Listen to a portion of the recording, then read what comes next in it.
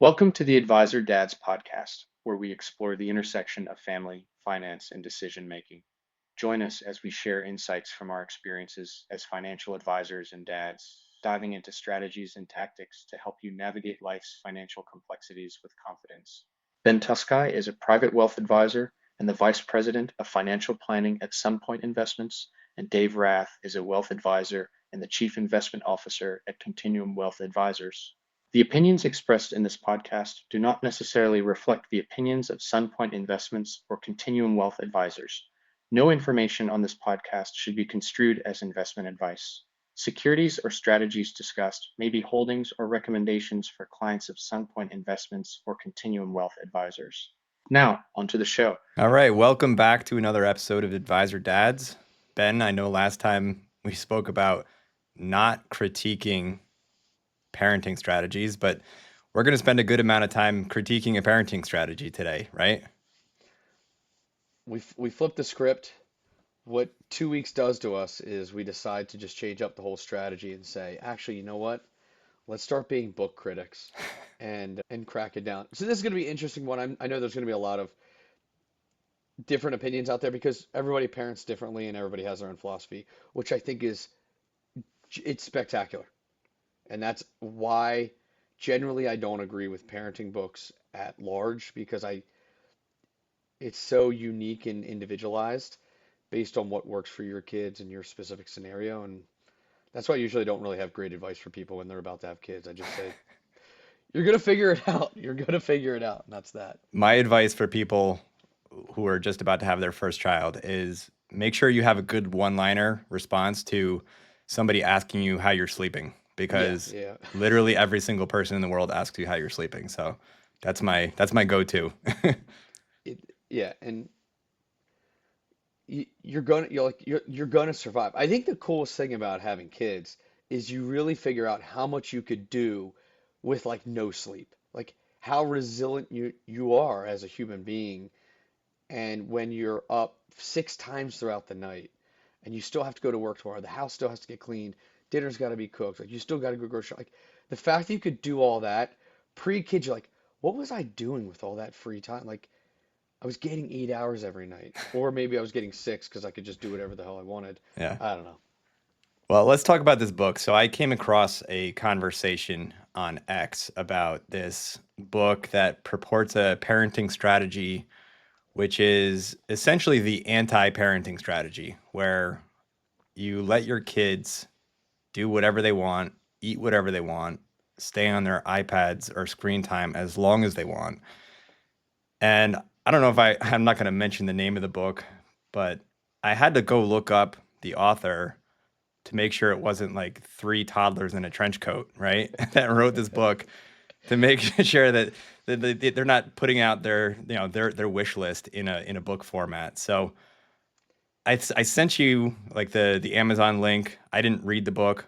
I probably won't. If I did, it would be like a hate read where I just like will just viscerally disagree with everything in there. But I mean, it literally says you can let your kids eat cake and ice cream the entire day and they'll self-regulate themselves. Like, I don't know.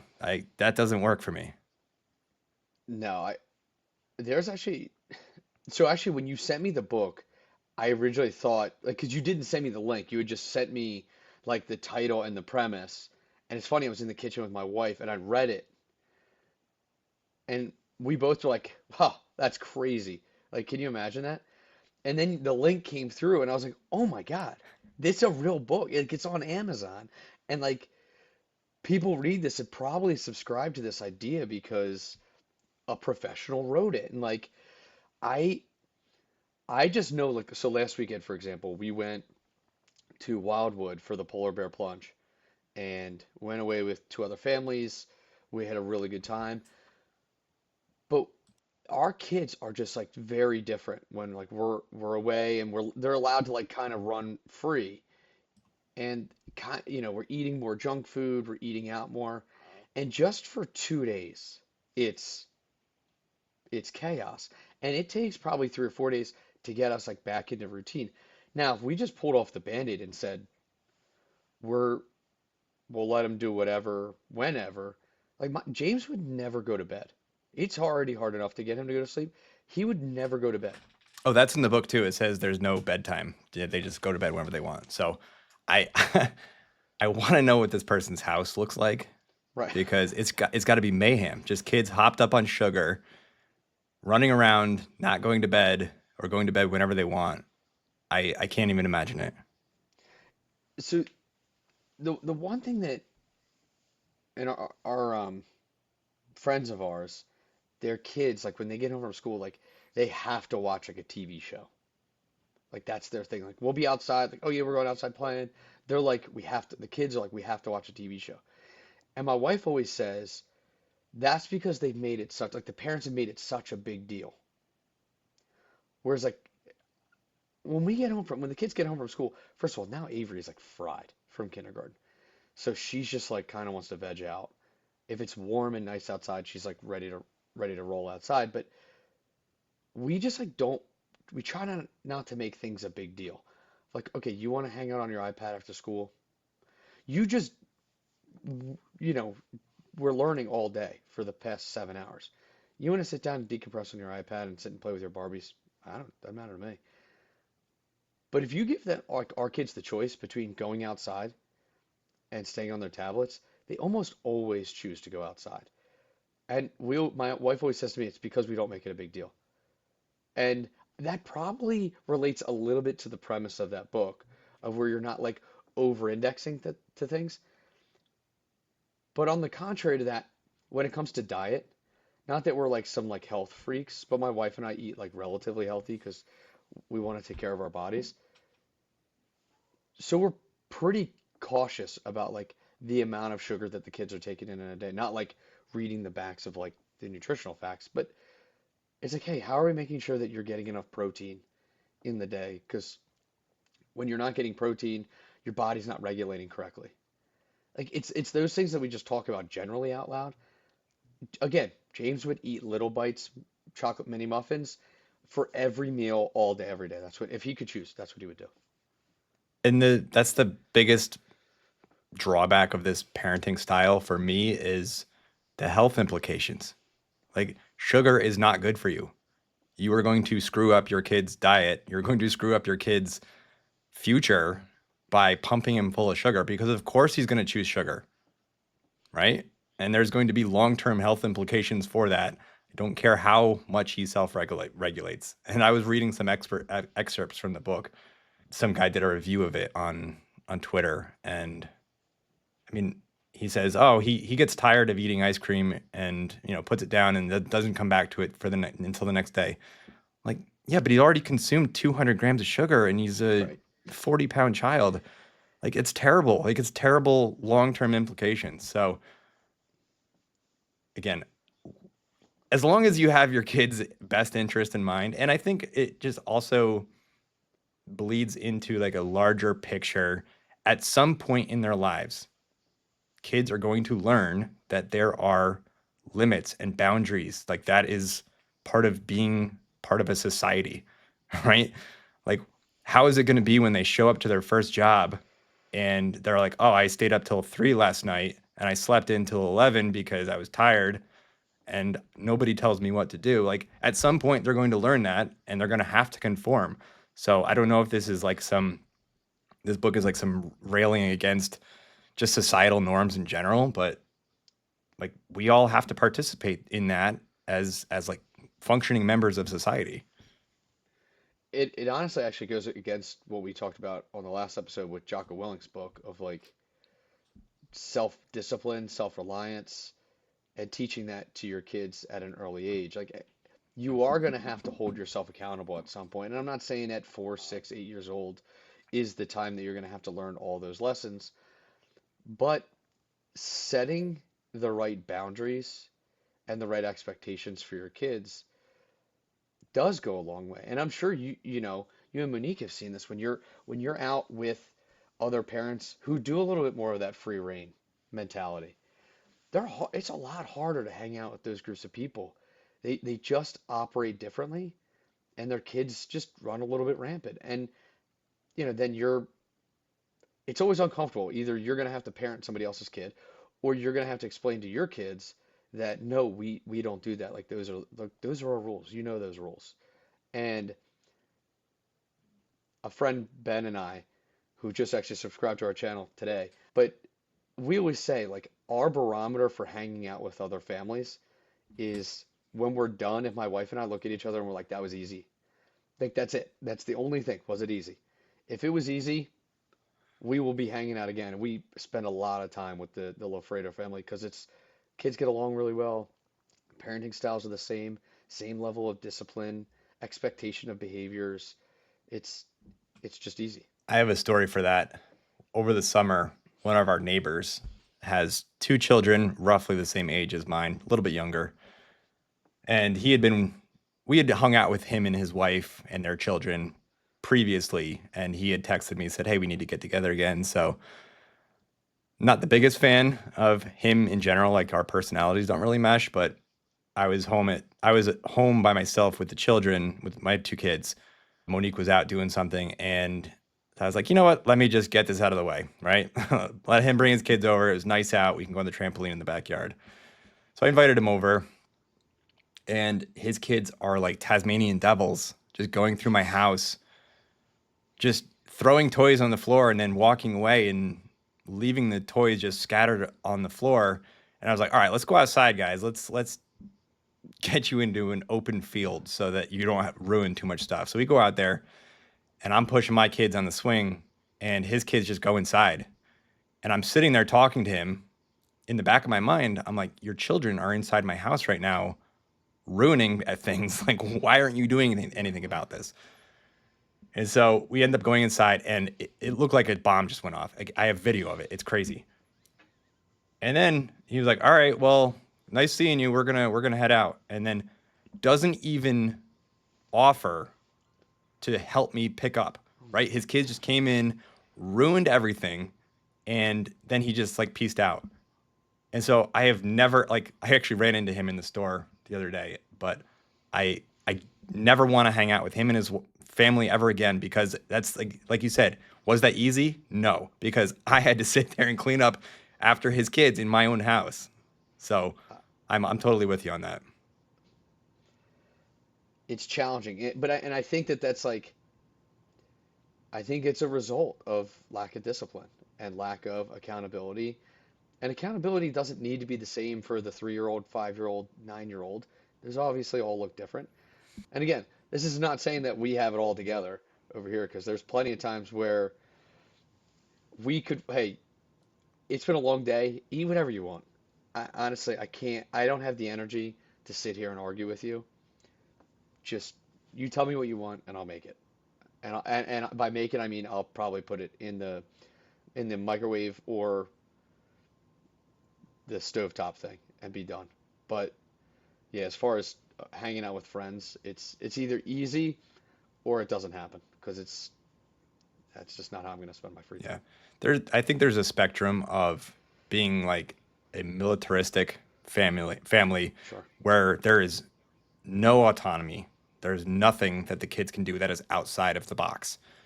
And then this is now setting a new standard on the other end of the spectrum. Right? I think we were somewhere, and then this guy just pushed the limit to expand that end of the spectrum. And just like everything else in life, there's going to be some gray area in the middle, Right. and whatever works for you and your family in that middle, I think is the right answer. But there's got to be limits. You can't just let your kids. I actually sent you a video of my son. Right, he is so obsessed with the screen. If I let him have as much screen time as he wanted, he would spend 12 hours a day Oh yeah. on the tablet. We had hidden the remote on top of our fridge, and he's 4 years old. He climbed up onto the counter and then walked over the stove, which thankfully was not on, to get the remote on top of the fridge because that's how obsessed he is with television. Again, if I let him have as much screen time as he wanted, he would spend his entire life in front of a screen, Yeah. and that's not good for him.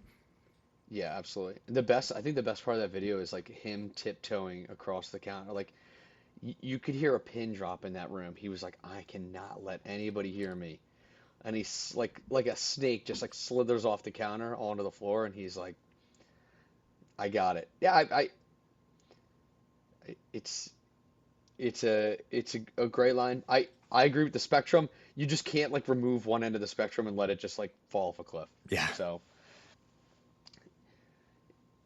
interesting there. The other thing that Dave and I talked about pre-show was again we're gonna bring up Samantha Russell who does an incredible job on LinkedIn, who does a really good job sharing her personal life. And if you don't know, she lost her husband in October of 2023 to brain cancer. And they have 4 children. And the post was around, you know, if you're thinking about taking the trip, thinking about taking that family trip, just book it. And I love the sentiment, and I often have this conversation with younger clients that I work with, and I know Dave and I have this conversation internal to the household of the fine line between what I would designate as YOLO, you only live once, and making prudent financial decisions. And it is a really fine line because on one end of the spectrum, you don't, tomorrow is not guaranteed. On the other end of the spectrum, you can't live with that mindset or you're going to be broke and in over your head in debt. And I don't know if I ever have it, like I don't have a like I don't have a great general answer to I would say something like that that. the way that I approach it in my own family life is automate the savings, Yeah. set a target for a percentage of your income that you want to put away for future use, whether that is an emergency fund or retirement or whatever. Automate that. So then now you have the freedom and the flexibility and the permission, so to speak, to treat yourself or treat your family to that trip. So you feel a lot better about your situation if you have those the mental accounting it's called, where you have money that's set aside in this bucket, money that's set aside in this bucket, and that bucket of discretionary spending allows you to take advantage of those years that are precious. You don't want to squirrel away all of your money for retirement because you like you said you could get hit by a bus tomorrow and then your family is not enjoying that trip with you because you were so worried about your retirement. There has to be a balance in there, and if you are tilted too far to one side or the other, there's there's certain ruin at the end of that path. So you want to find that happy medium. And also, it's an abundance mindset, right? That we'll talk about just mindset in general. And if you live in a scarcity mindset where you're kind of divvying up, down to the penny what your paycheck is, when in actuality, if you have this abundance mindset, now you are treating yourself to this because that now makes you want to work harder and improve yourself and bring in your future income potential. Like all of that feeds off of each other. And if you live in a scarcity mindset where there's only so much to go around, you're going to find yourself in a scarcity situation. And this is probably going off a bit off topic, but if you think about like the world like that and there's just this abundance of resources of things, it allows you now to open up your potential and opportunities. Yeah, I work with a family that the they've done an incredible job saving. Husband and wife, they've got 1 kid, and they've done an incredible job saving. And I think she's been a little bit of that like scarcity mindset. And a lot of it I think is I know we talked about this before of like how you were raised. And I know from conversations with her it's a little bit of how she was raised. And like you save, you save, you save, you make smart financial decisions. And our last meeting, she's talking about like wanting to bring the savings rate down a little bit. They've saved hundreds of thousands of dollars and they're like 30 years old. I think you're going to be just fine. Like, we're not talking about shutting off the savings. You're talking about wanting to spend an extra couple $100s a month so you can go out with your girlfriends. Like, I think that's an incredible idea. And what's really powerful is having a financial professional to help you objectively. And just sometimes it's sitting there showing them the math of, okay, you're 30 years old. Let's assume even early retirement, you're going to stop at 60. based on what you've saved, what you have today, like here's where we're gonna, that seems like a lot of money, even inflation adjusted. Is the goal to have $10 million when you retire? Or is the goal to have enough resources to be able to continue living the way that you want to live? And I feel like more people would say the latter is the right answer. How do we create that for you? And I tell clients often, spend more money. Even at your 30, spend more money. You don't need to save 35% of it. You can if that's what you want to do. If you want to use that savings towards you're trying to buy a second home or something like that, okay, that's fine.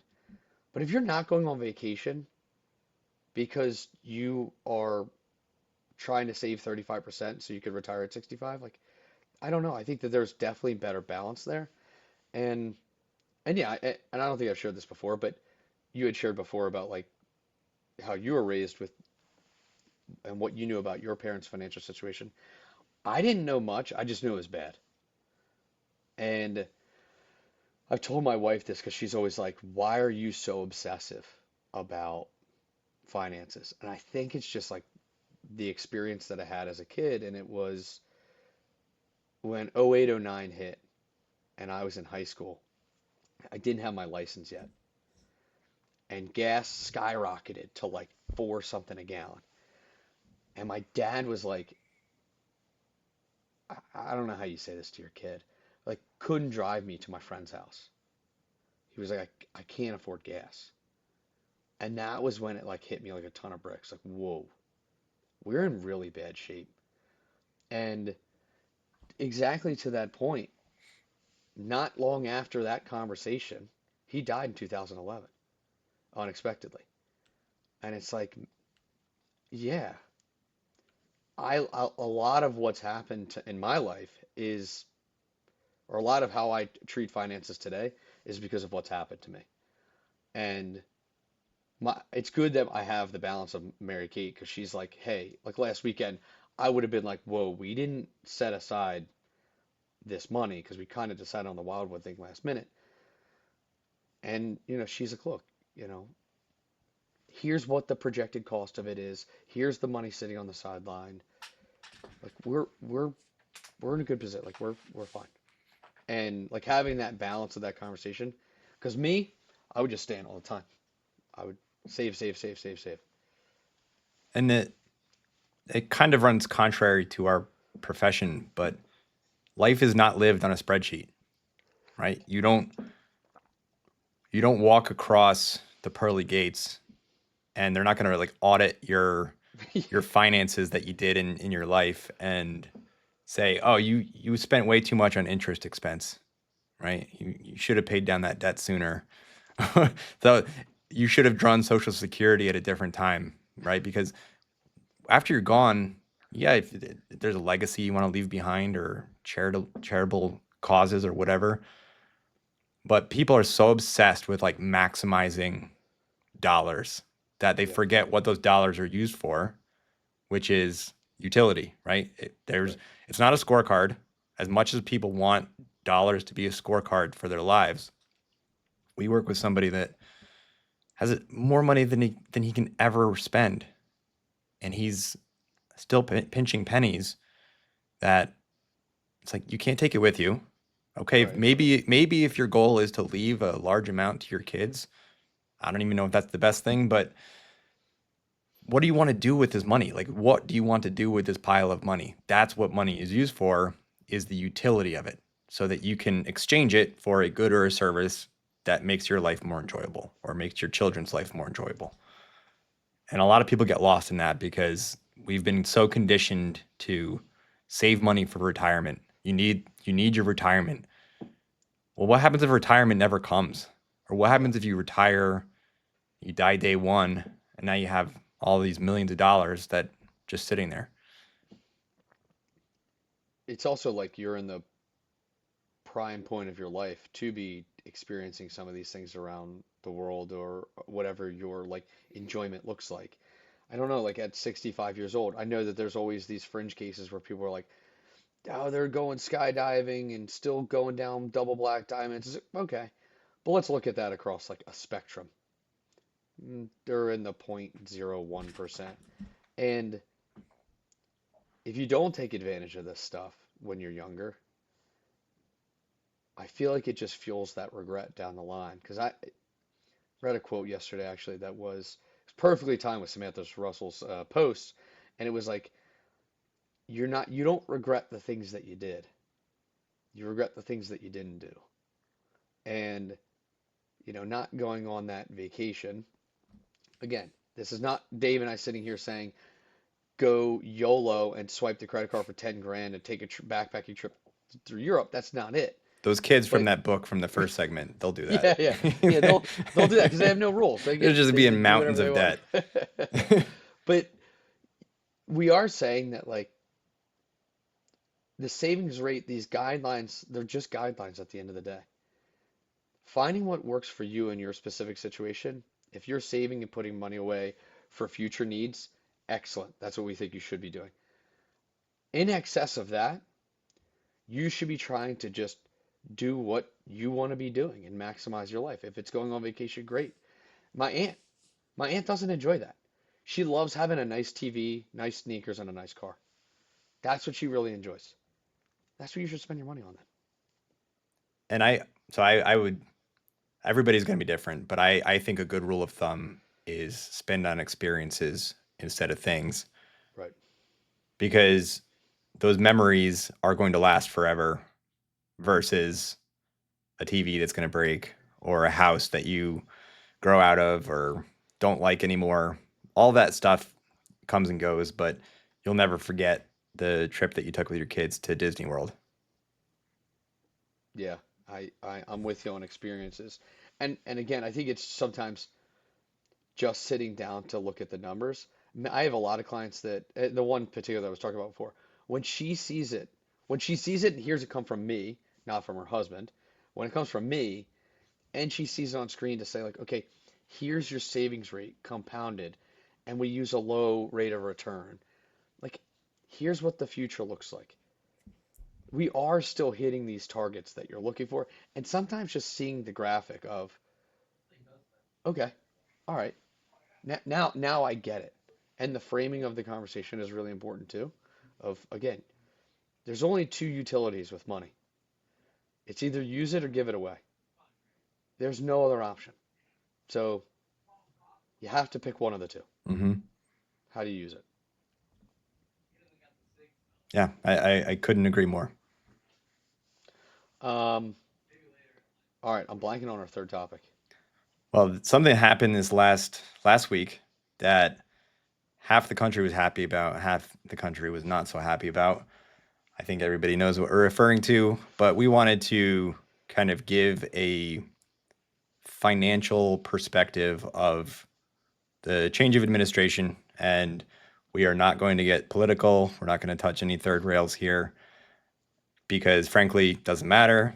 Nobody cares what somebody else thinks about politics. You're never going to change people's mind.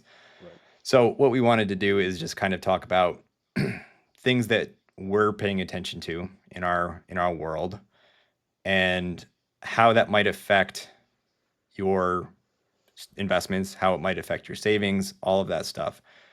And I think that the biggest thing that's going to come out of it, because we've already seen this movie before, right? We already saw 4 years of a Trump presidency, and I think that one of the biggest takeaways from those 4 years was the volatility of sentiment and things that can be coming out of left field, right? That's, I think, one of his calling cards where he likes to make things a bit chaotic, whether it is talking about tariffs or talking about interest rates, which he just did yesterday. There is always an element of uncertainty about what he's going to say and how that's going to move financial markets, right? So we can all have ideas about what the next 4 years is going to hold, but just like everything else, we do not have a crystal ball. We don't know the future. I'm not going to try to predict what's going to happen because even if we had a different president in the White House, I'm still not going to predict the future because we don't know. Like, we don't know what's going to happen. And that's where there's a lot of misconception. And I actually wrote this in our company newsletter last month. This 4 years is going to be different than the last 4 years. Not better or worse. It's going to be different. You can't run the same playbook that you ran the previous time and expect the same outcome because all of the variables have changed to a certain degree. And as much as we want some certainty about the future, we're not going to get it. There's going to be things that happen that nobody saw coming. And that's just the way the world works. But what are you telling clients, or how do you address that topic when it comes up? I I try to stay, I definitely try to stay, I think everybody probably tries to stay out of the politics, especially with client relationships. You have to be a little bit sensitive. And it's usually pretty easy to tell if clients make it pretty known whether they're happy or they're unhappy about who's sitting in the Oval Office. And I usually I just try to listen. I don't try to give too much of my own personal belief system. But I think that most times it's better than what we expect. Like things are still gonna, like you're still gonna get up for work tomorrow. Your family's gonna be happy and healthy. Sure, that there's some things that have trickle down effect that actually affect your life. And that's what I probably talked to my grandfather, who's not a client, about the most because he is not a fan of who is in office. And for me, it's sure some of the big ticket items that are on the docket. You know, immigration and tariffs are probably the two things that I read the most about and I think the most about, just because I do think that there's inflationary pressures on both of those things. And when I was at Vanguard, I wish I could remember the guy's name. Not that he's ever going to listen to this, but he was a specialist in on our economic outlook team. The guy was so fascinating, and he made like boring material so interesting. And what he was talking about during COVID and like what actually caused a not a transitory inflation during COVID was you had less immigration. Trump administration had really shut down the border. You had 1 million people die, and you had about 1 million to 1.5 million people take early retirement. So you had a lot of headwinds towards the workforce. And then what that means is if you have less in the workforce, you have to have you're going to have to pay more people. You're going to have to pay people higher for the same job. That's just the way the supply and demand curve works. I do think that that's probably what's coming. If you start to remove people from the workforce again at high rates, and then you start to add tariffs on it, and then you make things more expensive via tariffs, that has again a trickle down effect to the consumer. Those are the two things that I think I'm probably most concerned about. Not that I agree with the policies or disagree with the policies. I have, some level of trust in our government that they know way more than the average Joe, which is me. But I do think that those are two of the headwinds that could pop back up in the next several years that we've just kind of have gotten ourselves out of that inflation picture. After the results of the election, I had a friend text me again, my least favorite question, which is what should I do with my investments? And he was asking what the best thing to do to hedge against inflation is, right? Should he be buying some treasury inflation protected securities? Yeah. What should he do to hedge against the future inflation that was coming?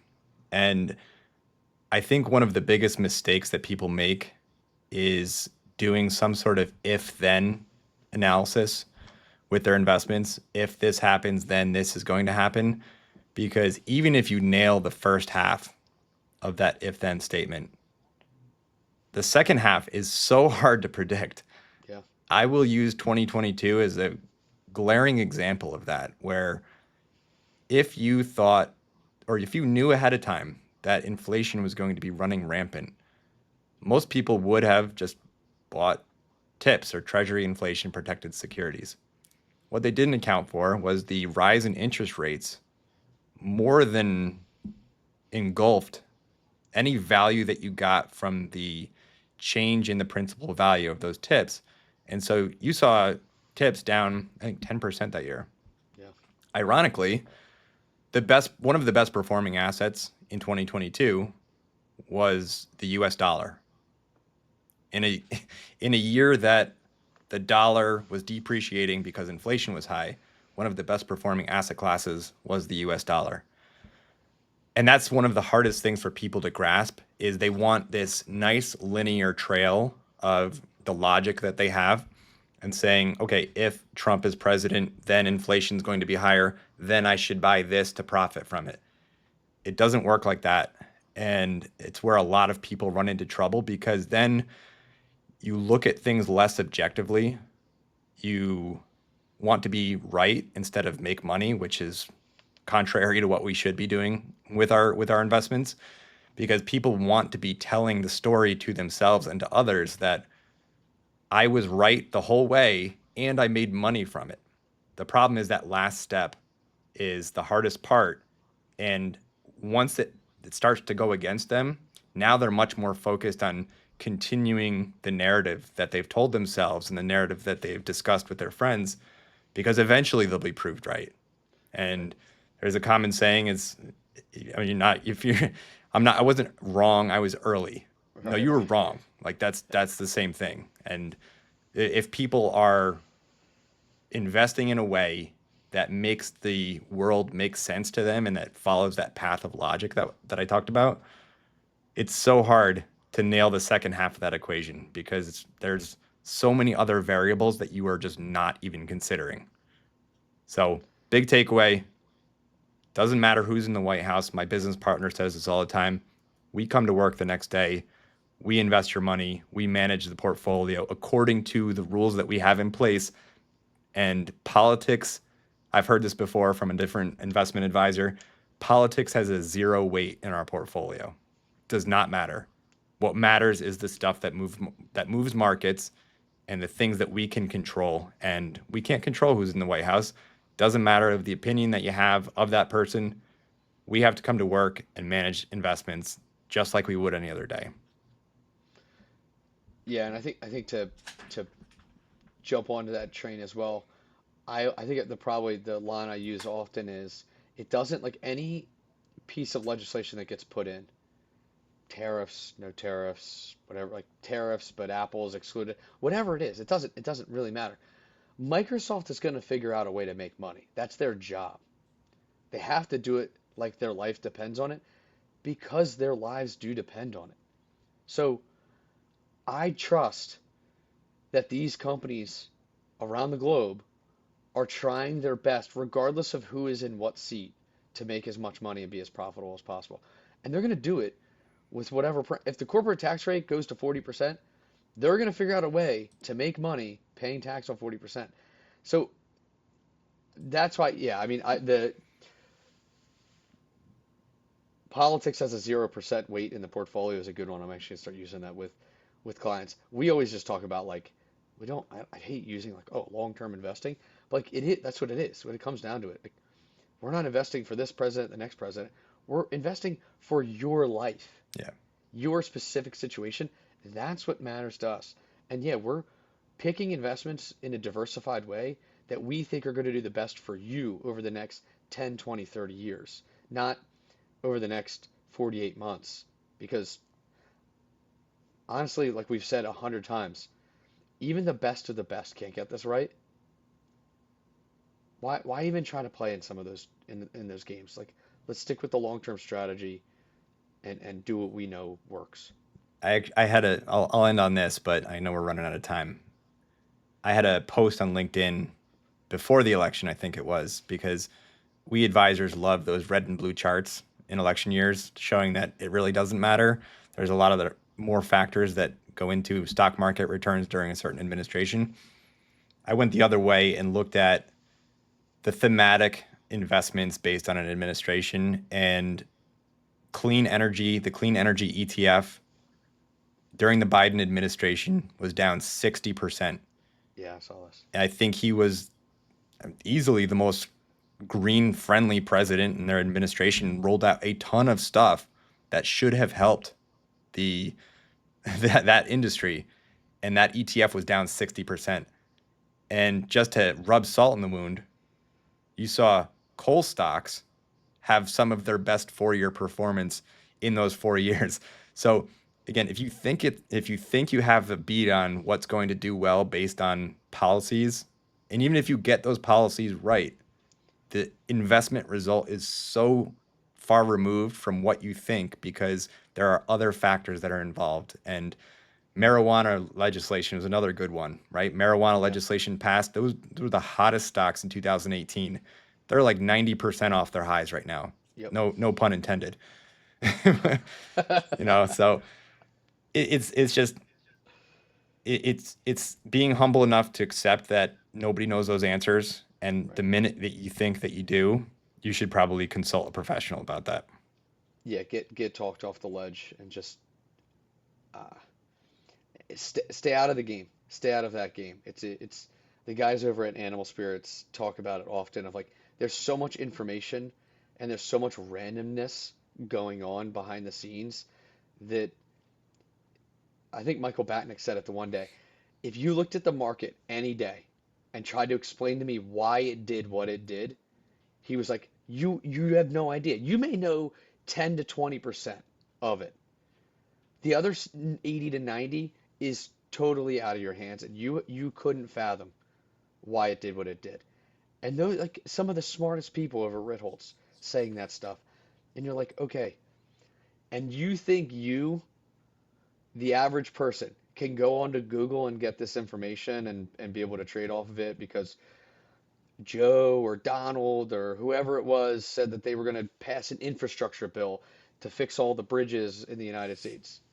What happened? What happened? If you traded that, I'm sure you didn't do well. I also think that clean energy ETF did really well under the Trump administration. Yeah, it was actually January of 2021 was, I believe, the peak. Yeah, It was so it's it's hilarious. just hilarious. Yeah, it's hilarious how much it just flew in the face of what the common wisdom was. Yeah, yeah. Well, there you have it. It's politics has no place in your portfolio. You trying to game the system and guess what is going to do well based on who is in office is a losing game. Even the experts get it wrong day in and day out. If you need the proof, just turn on CNBC. They will take care of that for you. All right, episode 4 in the books. All right, see you next time. See ya.